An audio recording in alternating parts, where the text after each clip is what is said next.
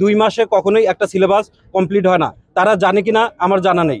তারা শুধুমাত্র তাদের একটা স্বৈরাচারী মতো মনে করতেছে যে আমাদের তারা একটা অনেক সময় দিয়ে ফেলছে, কিন্তু এটা আমাদের জন্য মোটেও যথেষ্ট সময় নয়।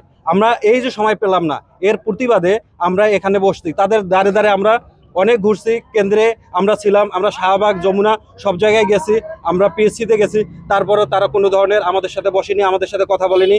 মনে হচ্ছে যে আমরা তাদের একটা খেলনার পুতুল এইরকম করে আমাদের ট্রিট করতেছে। 900 মার্কের সিলেবাস সাথে আরও 200 মার্কের যে আমাদের সাবজেক্টিভ আছে, সেখানে আসলে এই 40 দিনে প্রিভিয়াস ইয়ার্স কোয়েশ্চেনগুলো রিডিং করেই শেষ করা সম্ভব না। তো আমরা এই জন্য এখানে আসছি, যে বাধ্য হয়ে এখানে আসছি। আমরা দেশের মানুষের কাছে, যাত্রীদের কাছে আমরা দুঃখিত, আন্তরিকভাবে দুঃখিত যে তাদের জনদুর্ভোগ হইতেছে। তো এর জন্য আমরা দুঃখিত, কিন্তু আমরা আসলে বাধ্য হয়ে এখানে আসছি। রাজপথে আসতে হয়েছে, রাস্তা অবরোধ করতে হয়েছে, আমাদের আসলে কিছু করার নাই, এই জন্য আসতে হয়েছে। পিএসসির কাছে অনুরোধ থাকবে, আপনারা ছাত্রদের দাবি মেনে নেবেন।